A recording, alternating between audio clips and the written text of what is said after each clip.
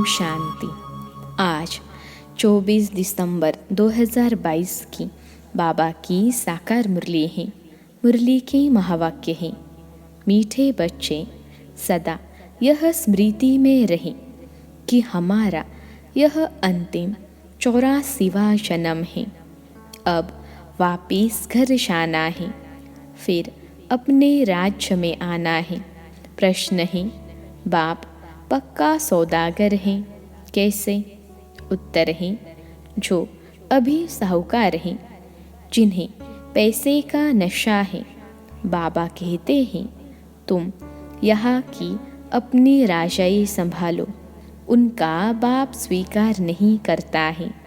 गरीबों को ही बाबा ऊंचते ऊंच बनाते हैं। गरीबों की पाई पाई सफल कर उन्हें साहूकार बना देते। इसलिए बाप को पक्का सौदागर कहा जाता है। दूसरा प्रश्न है, बच्चों में कौन सी सुस्ती बिल्कुल नहीं होनी चाहिए? उत्तर है, कई बच्चे मुरली सुनने व पढ़ने में सुस्ती करते हैं, मुरली मिस कर देते हैं। बाबा कहते हैं, बच्चे इसमें सुस्त मत बनो, तुम्हें एक भी मुरली मिस नहीं करनी है। ओम शांति। बच्चों से बेहद का बाप पूछते हैं, और जो भी गुरु गोसाई आदि हैं, वह अपने फॉलोअर्स को बच्चे नहीं कहेंगे। आजकल तो अच्छे अच्छे जवान विद्वान भी भाषण करते हैं। वह बुजुर्ग माताएं अथवा पुरुष हैं, उनमें हिम्मत ही नहीं आएगी जो कहे कि हे बच्चों, यह अक्षर वह कह सकते हैं जो गृहस्थ व्यवहार में हो। बच्चा अक्षर फैमिली का है। बाप कह सकते हैं, वह सन्यासी आदि तो फैमिली के नहीं हैं, वह है निवृत्ति मार्ग वाले। तो गृहस्थ व्यवहार के ख्यालात बुद्धि में नहीं आते। यह तो मात पिता हैं, तो ज़रूर बच्चे बच्चे कहेंगे। तुम भी समझते हो, बेहद का बाप हम बच्चों को बैठ समझाते हैं। पूछते हैं, बच्चों तुम्हारा घर कौन सा है? परम धाम से कोई समझेंगे नहीं। कहना चाहिए शांति धाम, निर्वाण धाम। तुमको याद करना है अपने घर को। जानते हो, बाबा आया हुआ है, हमको श्रृंगार कर घर ले जाएंगे, फिर हम सुख धाम में आएंगे। अभी तो यह है दुख धाम। इनका तुमको संन्यास करना है। यह बेहद का संन्यास सिवाय परमपिता परमात्मा की और कोई सिखला न सके। वह तो हद का अर्थात घर बार का संन्यास करते हैं। यह तो मात पिता है ना। मात पिता घर बार कैसे छुड़ाएंगे? उनका तो धर्म ही है निवृत्ति मार्ग का, जैसे और धर्म है। आर्य समाजी राधा स्वामी। अभी राधा का स्वामी कौन है, यह कोई भी नहीं जानते हैं। वास्तव में राधे कृष्ण तो प्रिंस प्रिंसेस हैं। आपस में दोनों सखा सखी ठहरे। उनको राधा का स्वामी नहीं कहेंगे। जब राधा का स्वामी बनता है, फिर नाम बदलकर लक्ष्मी नारायण नाम पड़ेगा। श्री नारायण स्वामी हैं। हाँ, जब तक शादी नहीं की है, तब तक स्वामी नहीं कहेंगे। यह समझने की बातें हैं। बाप ने बच्चों से पूछा, अपना शांति धाम सुख धाम याद है? यह रावणपुरी दुख धाम है। पुरी रहने की होती है। रावणपुरी में राम सीता है नहीं। यूँ तो तुम सब सीताएं हो, और बाप कहते हैं, मैं हूँ राम। मुझे तुम सीताओं को रावण की जेल से छुड़ाना है। जो सारी दुनिया समुद्र के बीच में है, उन पर रावण का राज्य है। राम राज्य तो सतयुग में था, जिसमें लक्ष्मी नारायण राज्य करते थे। था भारत पर राज्य, परंतु उस समय और कोई खंड न होने कारण कहा जाता है यह भी विश्व के मालिक थे। हे भारत के मालिक, और कोई खंडों का नाम निशान नहीं रहता तो सारी दुनिया के मालिक ठहरे ना, और वहाँ तुम्हारा मीठे पानी पर राज्य चलता है। तो यह तुम बच्चों की बुद्धि में रहना चाहिए कि अब नाटक पूरा हुआ है, अभी वापिस घर जाना है। हमने 84 का चक्र लगाया है। मनुष्यों की बुद्धि में कुछ नहीं आता, ऐसे ही सुनी सुनाई बात कह देते हैं। तुम जानते हो, हम 84 का चक्र लगाकर आए हैं, अभी हमको वापिस जाना है। फिर नए सिर चक्र शुरू होगा। पुरानी दुनिया कलयुग से नए सिर शुरू नहीं हो सकता, परंतु नया चक्र सतयुग से शुरू होगा। यह सब बातें तुम बच्चों को ही समझाई जाती हैं, परंतु कितनी बातें बच्चे भूल जाते हैं। धारणा न होने कारण फिर वह खुशी का पारा नहीं चढ़ सकता। हमारा यह 84वां अंतिम जन्म है, फिर हम अपने घर जाएंगे। जब तक पवित्र नहीं बने हैं तब तक कोई वापिस नहीं जा सकते। जन्म लेना ही है। जो तुम पहले पहले थे अब पिछाड़ी में हो। सब धर्म वाले अभी अंत में भिन्न नाम, रूप, देश, काल में हैं। गुरु नानक जिसने सिख धर्म स्थापन किया, उसकी आत्मा कहाँ है? यहाँ ही भिन्न नाम रूप में है। सबको पूरा पाठ बजाना ही है। अभी तुम पुरुषार्थ कर रहे हो नई दुनिया में जाने के लिए। पिछाड़ी में सबको हिसाब किताब चुकतू कर फिर जाना है। गुरु नानक की आत्मा फिर अपने समय पर आएगी। सतयुग, त्रेता, द्वापर में वह आ न सके, वह आती ही है कलयुग में। अपने समय पर आकर धर्म स्थापन करेगी। नंबरवार अवतार आते हैं जो आकर अपना धर्म स्थापन करते हैं। पहला नंबर अवतार है भगवान का। अब निराकार कैसे अवतार लें? बताते हैं, मैंने इस चोले का आधार लिया है। यह अपने जन्मों को नहीं जानते। शरीर तो इनका है ना, गाया भी जाता है। आए देश पर आए, और सब अपने देश अपने शरीर में आते हैं। हाँ, धर्म स्थापक दूसरे शरीर में आ सकते हैं, फिर उनका नाम होता है। पवित्र आत्मा आकर प्रवेश करेगी। जो पहली आत्मा है वह धर्म स्थापन नहीं करेगी। जो आत्मा प्रवेश करेगी वही स्थापना करेगी। सितम आदि पहले वाली आत्मा सहन करती है। जैसे क्राइस्ट की आत्मा आई, वह तो सतो प्रधान थी, उनको कुछ सहन नहीं करना है। उनको तो पहले सतो में ही आना है। तो जो पहली आत्मा है वह सहन करती है। दुख तो आत्मा को ही होता है ना, जब शरीर के साथ है। धर्मराज भी शरीर धारण कराए सजा देंगे। आत्माओं को फील होता है कि हम सजा खा रहे हैं, इसलिए कहा जाता है पाप आत्मा, पुण्य आत्मा। पाप शरीर, पुण्य शरीर नहीं कहा जाता है। सन्यासी तो कह देते हैं आत्मा निर्लेप है, शरीर पर पाप लगता है। अनेक प्रकार के गुरु लोग हैं। बाबा ने बहुत गुरुओं का अनुभव किया है। बाबा हर एक से पूछते रहते थे, क्यों सन्यास किया? घर बार कैसे छोड़ा बतलाते नहीं थे, तो मैं कहता था कि मैं कैसे समझूं कि मैं भी कर सकूंगा वा नहीं। ऐसी ऐसी बातें बड़े शुरूढ़नेस यानी समझदारी से करते थे।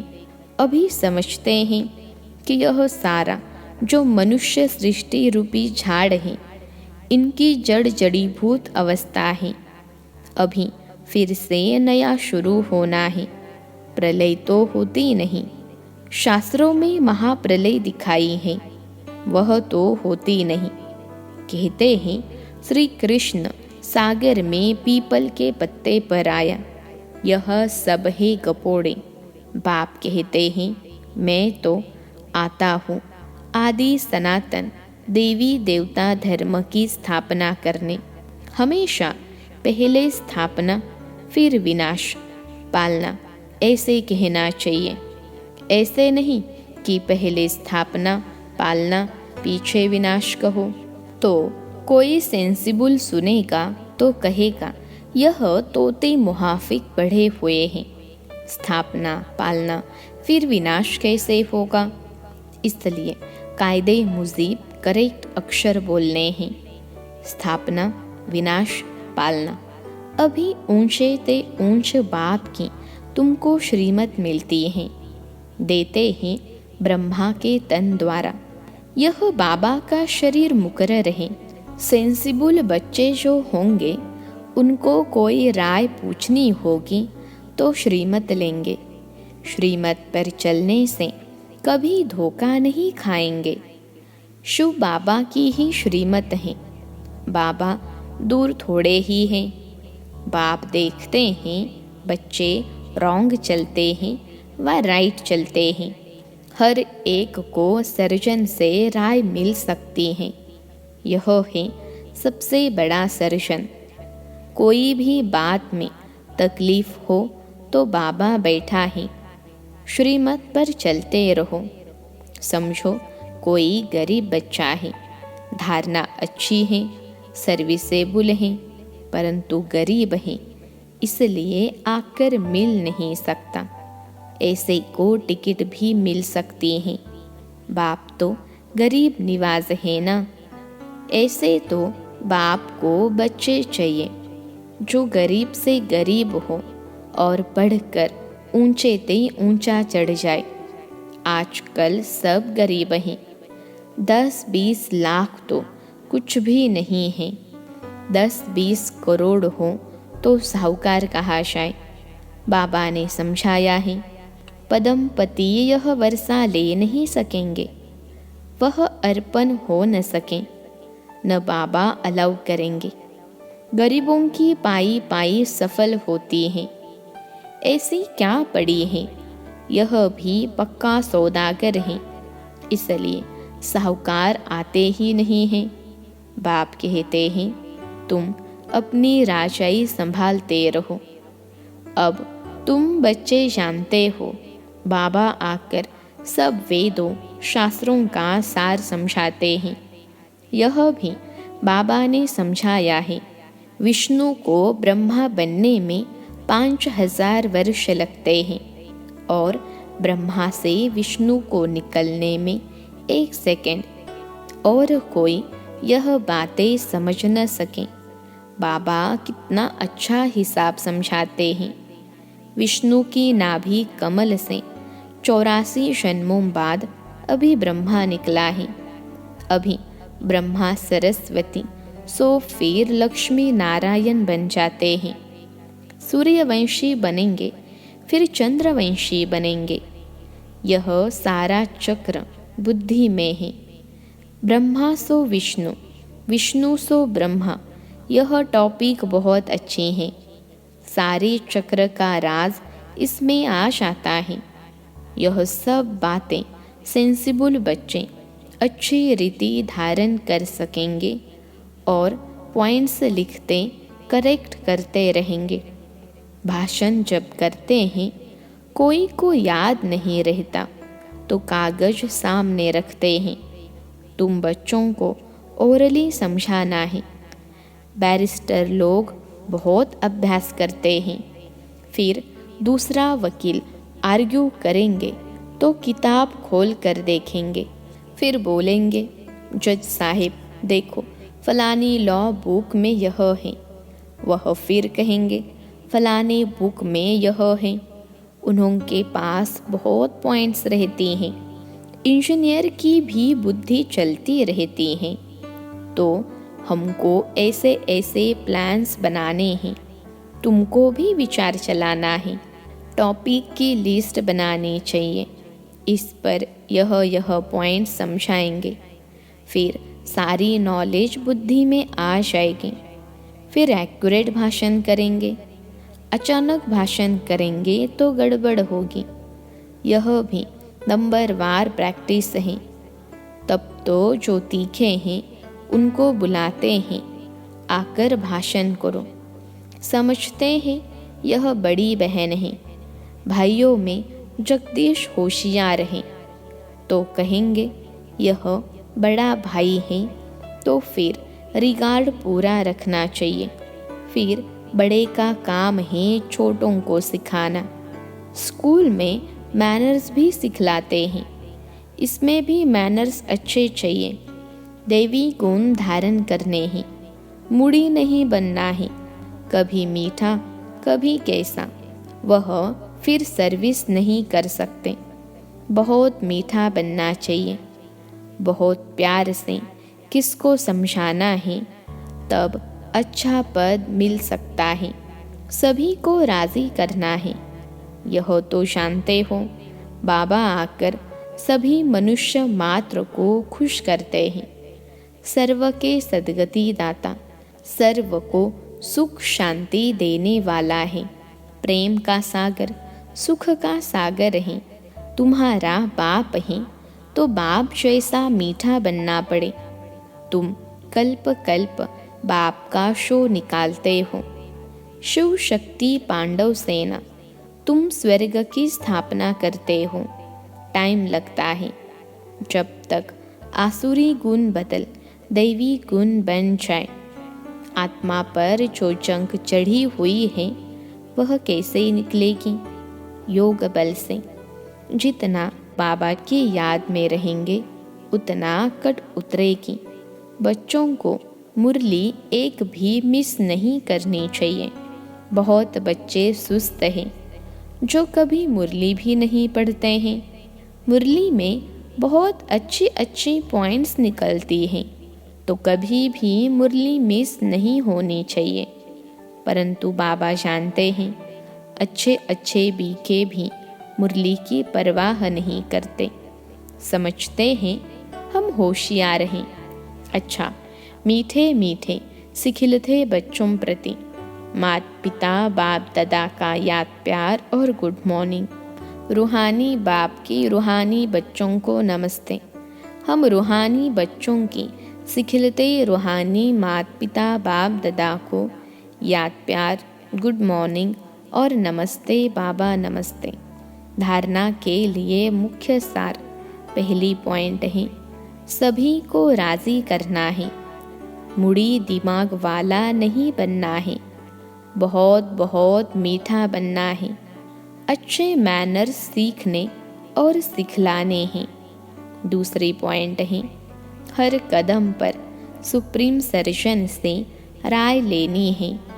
श्रीमत पर चलते रहना है। सेंसिबल बन हर पॉइंट्स स्वयं में धारण करने हैं।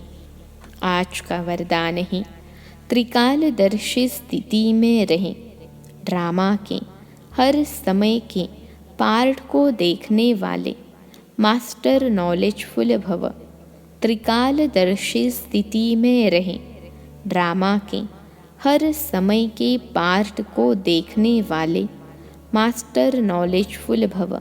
विश्लेषण है, त्रिकालदर्शी स्थिति में स्थित रहकर देखो कि हम क्या थे, क्या हैं और क्या होंगे। इस ड्रामा में हमारा विशेष पार्ट नूंदा हुआ है। इतना स्पष्ट अनुभव हो कि कल हम देवता थे, फिर कल बनने वाले हैं। हमें तीनों कालों की नॉलेज मिल गई। जैसे कोई भी देश में जब टॉप पॉइंट पर खड़े होकर सारे शहर को देखते हैं तो मज़ा आता है, ऐसे संगम युग टॉप पॉइंट है। इस पर खड़े होकर नॉलेजफुल बन हर पार्ट को देखो तो बहुत मज़ा आएगा। आज का स्लोगन है, जो सदा योग युक्त हैं उन्हें सर्व का सहयोग स्वतः प्राप्त होता है।